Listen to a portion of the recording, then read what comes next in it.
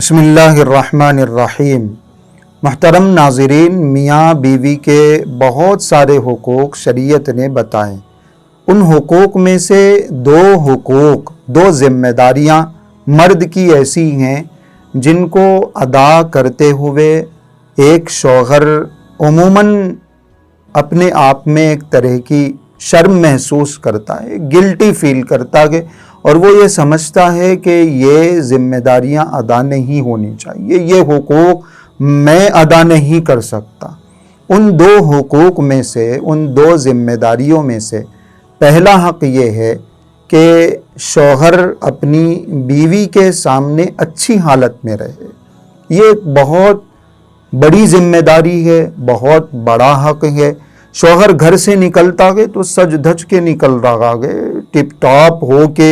اور اچھی ڈریسنگ کر کے اور پرفیوم لگا کے، خوشبو لگا کے دوستوں میں جا رہا ہے، فنکشن میں جا رہا ہے، گھر سے باہر نکل رہا ہے تو پوری تیاری کے ساتھ، اور گھر میں آتا ہے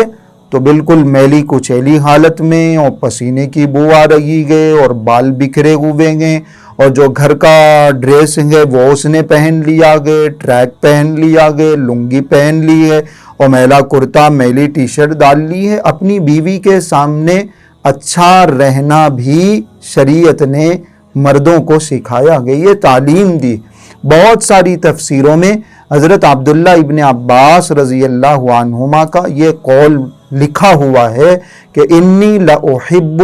ان اتزین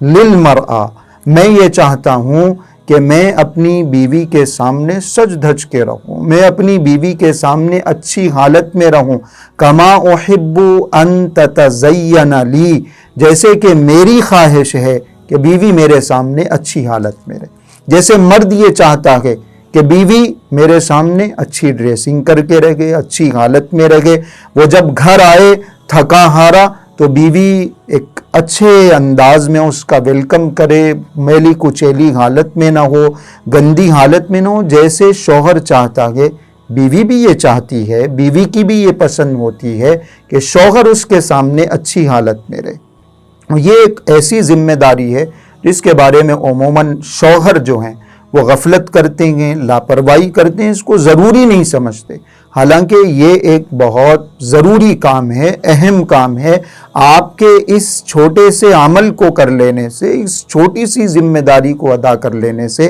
دونوں کے درمیان بڑی محبتیں پیدا ہوتی ہیں اور بیوی کا بہت زیادہ میلان شوہر کی طرف ہونے لگتا ہے، میرڈ لائف اچھی ہو جاتی۔ یہ پہلی ذمہ داری جس میں کوتاہی نہیں کرنی چاہیے، کی جاتی۔ اور دوسری جو ذمہ داری ہے جس کو معیوب سمجھ لیا جاتا ہے، جس کو ادا کرتے ہوئے آدمی شرم محسوس کرتا ہے، وہ ہے اپنی بیوی سے مشورہ کرنا۔ ہمارے گھروں میں یہ سمجھ لیا جاتا ہے کہ بیوی تو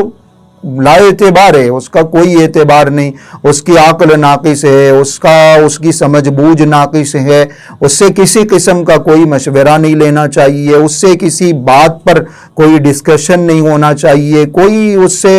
رائے مشورہ نہیں۔ یہ ساری چیزیں عورت کو، بیوی کو کسی حیثیت کا نہیں سمجھا جاتا۔ اس کے الٹا بھی ہے کہ عورتوں کو سر پہ بٹھا لیا جاتا ہے، ساری انہی کی چلتی ہے، یہ بھی نہیں ہے۔ اعتدال کا راستہ یہ ہے کہ جن چیزوں میں بیوی سے مشورہ لینا ضروری ہے، دوسروں سے مشورہ لینے کے بجائے، دوستوں سے، بھائیوں سے اور ادھر ادھر کے لوگوں سے مشورہ لینے کے بجائے اپنی بیوی سے بھی مشورہ لے۔ عمل کرنا ہے نہیں کرنا یہ ایک الگ بات ہے، بات سمجھ میں آئے نہ آئے یہ ایک الگ بات ہے، لیکن مشورہ لینے سے اس کے دل میں آپ کی محبت بڑھے گی، مشورہ لینے سے اسے سمجھ میں آئے گا کہ میری بھی کوئی عزت ہے، میری بھی کوئی ریسپیکٹ ہے، میری بات بھی پوچھی جاتی ہے، سنی جاتی، مشورہ لینا چاہیے۔ روایت میں آتا ہے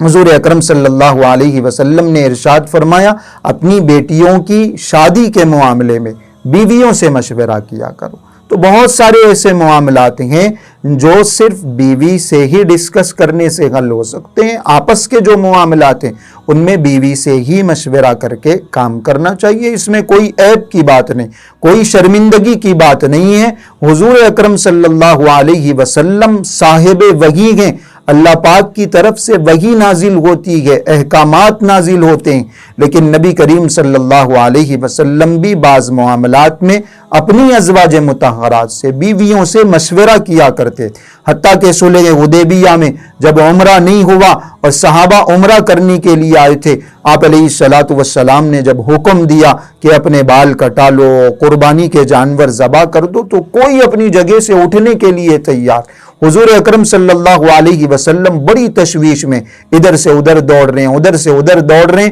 اس موقع پر آپ علیہ الصلاۃ والسلام کی زوج محترمہ حضرت ام سلمہ نے مشورہ دیا، اللہ کے رسول، صحابہ ایسے نہیں سنیں گے، آپ خود کر کے دکھائیے، آپ اپنے جانوروں کو ذبح کر دیجئے، سب کو ماننا پڑے گا۔ حضور اکرم صلی اللہ علیہ وسلم نے ان کے مشورے کو سنا، عمل کیا، اور پھر جب عمل کر کے دکھایا، سارے صحابہ مجبوراً نبی کریم صلی اللہ علیہ وسلم کی اتباع کرنے لگے، اور انہوں نے بھی بال کاٹ لیے، انہوں نے بھی پھر اپنے جانوروں کو ذبح کر دیا۔ تو کبھی کبھی بیوی کا مشورہ بھی اہم مشورہ ہوتا ہے، کام کا مشورہ ہوتا ہے، اس لیے جن معاملات میں ضروری ہو ان معاملات میں بیوی سے بھی مشورہ کر لینا چاہیے۔ اس کو عیب کی بات، شرمندگی کی بات نہیں سمجھنی چاہیے۔